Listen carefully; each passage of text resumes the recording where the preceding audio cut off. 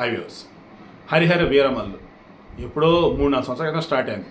AM రత్నం వచ్చేసి producer, కృషి వచ్చేసి డైరెక్టర్, పవన్ కళ్యాణ్ వచ్చేసి హీరో. అయితే ఈ సినిమా తర్వాత వచ్చిన భీమ్లా నాయక్ రిలీజ్ అయింది, బ్రో రిలీజ్ అయిపోయింది. అండ్ ఈ సినిమా తర్వాత ఈ ఎటర్నిటీ తర్వాత మొదలైన ఓజీ ఒరిజినల్ గ్యాంగ్స్టర్ అది షూటింగ్ నడుస్తూనే ఉంది. ఉస్తాద్ భగత్ సింగ్ అది షూటింగ్ నడుస్తూనే ఉంది. ఈ హరిహర వీరమల్లు మాత్రం నడుస్తూనే ఉంది షూటింగ్. ఇక దాంతో డైరెక్ట్ క్రిష్ వచ్చేసి ఈయన వేరే ప్రాజెక్ట్స్ ఉన్నాయి. అనుష్కతో ఒక సినిమా ఉంది లేడీ ఓరియంటెడ్, అది కానీ ఇక రిమైనింగ్ మరికొన్ని ప్రాజెక్టులు ఉన్నట్టుగా ఉన్నాయి. మరి అవి కూడా చేసుకోవాలి కదా అని చెప్పేసి ఆయన టర్న్ అయిపోయాడు.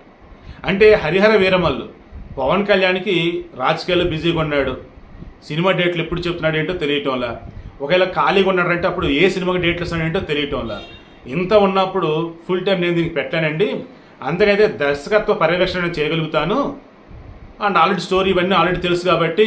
మరి చూడండి, అంటే ఏఎం రత్నం కొడుకు జ్యోతి కృష్ణ, ఇతను గతంలో 4 సినిమాలు చేసాను, బట్ బ్లాక్ బస్టర్లు అయితే ఎటువంటి పడలేదు. సో ఇతను డైరెక్షన్ చేస్తే ఏకైనా మరలా క్రిష్ రష్ చూసి ఓకే అనుకుంటే, లేదంటే మళ్ళీ రీటేక్ అంటే మళ్ళీ చేయొచ్చు. హరిహర వీరమల్లు సినిమా నుంచి దర్శకుడు క్రిష్ పక్కగా జరిగాడు. కొత్తగా జ్యోతి కృష్ణ ఏఎం రత్నం కొడుకు ఎంటర్ అయ్యాడు. And Pawan Kalyan already green signal ఇచ్చాడని తెలిసింది. వన్స్ రేపు రిజల్ట్ రాగానే హరిహర వీరమల్లు షూటింగ్ మరలా స్టార్ట్ అవుతుంది. సినిమాని మ్యాక్సిమం డిసెంబర్లో రిలీజ్ చేయాలని ప్లాన్ చేసుకుంటున్నారు. ఒరిజినల్ గ్యాంగ్స్టర్ కానీ ఉస్తాద్ భగత్ సింగ్ కానీ ఈ హరిహర వీరమల్లు తర్వాత ఉండొచ్చని అంటున్నారు. ఒకవేళ ఈ మధ్యలో ఏమైనా జరగడానికి పాజిటివ్ జరిగితే ఒరిజినల్ గ్యాంగ్స్టర్ కూడా రావచ్చని అంటూ ఉన్నారు. సో మెయిన్ ఇక్కడ చెప్పదలుచుకుంది, అటు సినిమాలు ఇటు పాలిటిక్స్ రెండు బ్యాలెన్స్ చేస్తూ ఉన్నప్పుడు ఖచ్చితంగా ఎక్కడో చోట గ్యాప్ అనేది వస్తుంది, ఎక్కడో చోట కొంచెం డీల్ అనేది అయింది. అలా పవన్ కళ్యాణ్కి సంబంధించి ఫుల్ ప్లెజ్డ్ వేలో పాలిటిక్స్ వైపు ఉన్నాడు. ఇంకా ఖాళీ ఉన్నప్పుడు ఈ సినిమాలు తీస్తే నాకు డబ్బులు రావాలి కాబట్టి అనుకున్నప్పుడు ఆ సినిమాలు తీస్తూ ఉన్నాడు. బట్ అవతల ఉన్నటువంటి వాళ్ళ ప్రాజెక్టులు వాళ్ళకు ఉంటాయి, మొత్తం దీని మీద కూర్చోలేరు కదా వాళ్ళు. సో అలా కొంతమంది తప్పుకుంటున్నారంటే అందులో ఫస్ట్ వచ్చేసి క్రిషే కనపడ్డాడు. ఇదేనే కాదు, మన డ్రగ్స్ ఇష్యూ కూడా హైలైట్ అయింది కదా, దెన్ అక్కడ కూడా ఏదైనా సమస్య ఉండొచ్చని కొంతమంది.